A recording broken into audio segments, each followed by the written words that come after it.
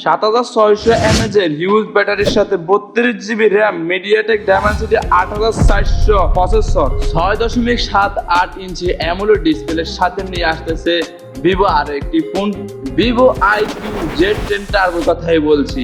যারা ভাবতেছেন বাজেটের মধ্যে একটি গেমিং প্লাস্টিক ফোন নেবেন, ভিডিও এডিটিং করবেন এবং ভারী ভারী অ্যাপস গুলো ইউজ করবেন, তাদের জন্য আজকের এই ফোনটি নিয়ে বিস্তারিত থাকছে পুরো ভিডিওতে। ভিডিওটি পুরোপুরি দেখবেন, দেখলে আপনারা ফোনটি সম্পর্কে জানতে পারবেন। এখনো যারা আমাদের চ্যানেলটি সাবস্ক্রাইব করেননি, এখনই সাবস্ক্রাইব করে দিন। প্রথমে যদি ফোনটির ডিজাইন নিয়ে কথা বলতে চাই, তাহলে আইকিউ তাদের আগের ফোনগুলোর মতোই ডিজাইন রেখেছে, এখানে কোনো পরিবর্তন আনা হয়নি। এখানে ফোনটি পুরোপুরি প্লাস্টিক দিয়ে তৈরি করা হয়েছে, যার ফ্রেমও প্লাস্টিকের এবং ব্যাকসেলও প্লাস্টিকের, এবং ফোনটির ক্যামেরাতেও কোনো পরিবর্তন আনা হয়নি। যেমন তাদের আগের ফোনগুলোতে 50 মেগাপিক্সেল একটি প্রধান ক্যামেরা ছিল, 2 মেগাপিক্সেল ম্যাক্রো ক্যামেরা ছিল, এখানেও সেরকম। এক কথায় বলতে গেলে ফোনটির ডিজাইন এবং ক্যামেরার দিকে ফোকাস করা হয়নি। ফোনটি মূলত ফোকাস করা হয়েছে তাদের জন্য যারা কিনা চাচ্ছেন কম বাজেটের ভিতরে হাই পারফরমেন্সের একটি ফ্ল্যাগশিপ ফোন, তাদের জন্য। ফোনটিতে রয়েছে 1 বিলিয়ন কালার সাপোর্ট করা 6.78 ইঞ্চি অ্যামোলেড ডিসপ্লে, যার রিফ্রেশ রেট 144 হার্টজ এবং HDR সাপোর্টেড। ফোনটিতে রয়েছে 6400 নিটসের ম্যাক্সিমাম ব্রাইটনেস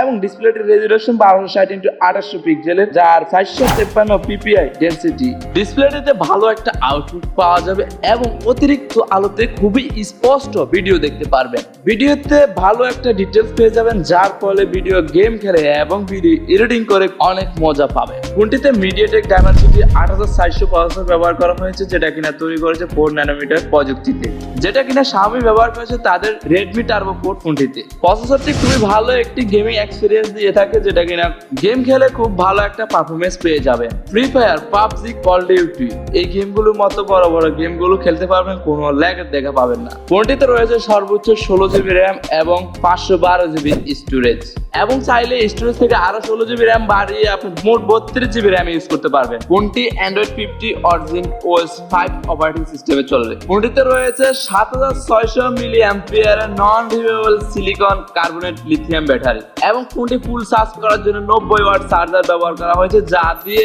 100% চার্জ হতে 55 মিনিট সময় লাগবে। ফোনটিতে রয়েছে IP রেটিং 65, যেটা কিনা লো ওয়াটার রেজিস্ট্যান্ট, থাকছে না IP রেটিং 68 এবং 3.5mm অডিও জ্যাক। ফোনটি আমার কাছে পারফরমেন্সের দিক দিয়ে ভালো লেগেছে, বাট আপনার কাছে কেমন লাগছে অবশ্যই কমেন্ট বক্সে জানাবেন। আর ফোনটির বাংলাদেশ বাজারে দাম রাখা হয়েছে 37,000 টাকার আশেপাশে। তো এখনো যারা আমাদের চ্যানেলে সাবস্ক্রাইব করেনি, এখনই সাবস্ক্রাইব করে দিন আর কমেন্ট বক্সে জানাবেন ফোনটি আপনার কাছে কেমন লাগছে। যদি ভালো লাগে একটি লাইক করে দেবেন ভিডিওতে।